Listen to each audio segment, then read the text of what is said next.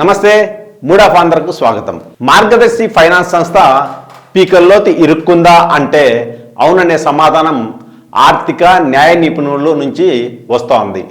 మార్గదర్శిపై తెలంగాణ హైకోర్టులో విచారణ సాగుతున్న సంగతి మనందరికీ తెలిసిందే. ఆర్బీఐ నిబంధనలకు విరుద్ధంగా డిపాజిట్లు సేకరించారంటూ సీనియర్ రాజకీయవేత్త ఉండవల్లి అరుణ్ కుమార్ గారు ఫిర్యాదు చేయడంతో మార్గదర్శి వ్యవహారాలు వెలుగు చూశాయి. అయితే పాలకులు సహకరించకపోయినా ఉండవల్లి గారు పట్టువదలని విక్రమార్కుడిలా 18 ఏళ్లుగా ఒంటరి పోరాటం చేస్తున్న సంగతి మనందరికీ తెలిసిందే. ఉండవల్లి పోరాటం వృధా కాదనే సంకేతాలు స్పష్టంగా తెలుస్తాండాయి. తాజాగా మార్గదర్శి ఫైనాన్స్ సంస్థకు దిమ్మ తిరిగేలా భారత రిజర్వ్ బ్యాంక్ కీలక అంశాల్ని హైకోర్టు దృష్టికి తీసుకెళ్లడం విశేషం. మార్గదర్శి ఫైనాన్షియర్స్ అక్రమ వసూళ్లపై డిపాజిటర్లు ప్రజల నుంచి ఫిర్యాదులు అందినట్టు హైకోర్టుకు ఆర్బీఐ తెలిపింది.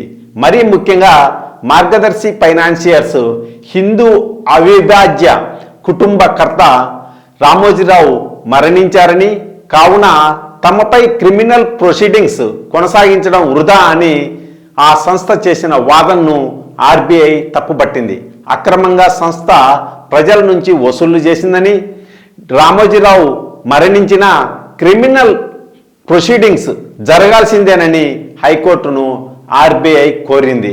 దేశంలో ఏ బ్యాంక్ అయినా, మార్గదర్శి లాంటి ఫైనాన్స్ సంస్థ అయినా, చిట్ ఫండ్ సంస్థ అయినా రిజర్వ్ బ్యాంక్ ఆఫ్ ఇండియా నియమ నిబంధనల మేరకే ఆర్థిక లావాదేవీలు కొనసాగించాల్సి ఉంటుంది.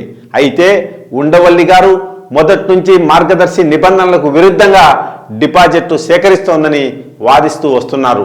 ఇప్పుడు ఆర్బీఐ దాఖలు చేసిన అఫిడవిట్తో ఉండవల్లి గారి వాదనే నిజమైంది.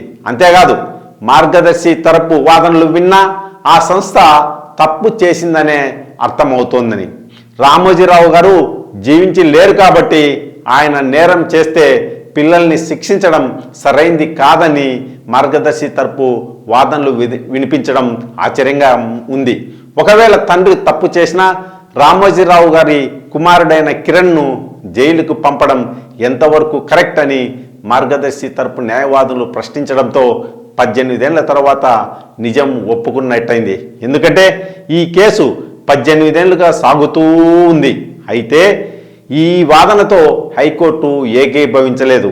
మార్గదర్శి ఫైనాన్షియర్స్ తమ కార్యకలాపాల్ని కొనసాగిస్తున్నారని, అది చేసిన చట్ట విరుద్ధ డిపాజిట్ల సేకరణకు కూడా బాధ్యత వహించాల్సిందే అని తెలంగాణ హైకోర్టు తేల్చి చెప్పింది.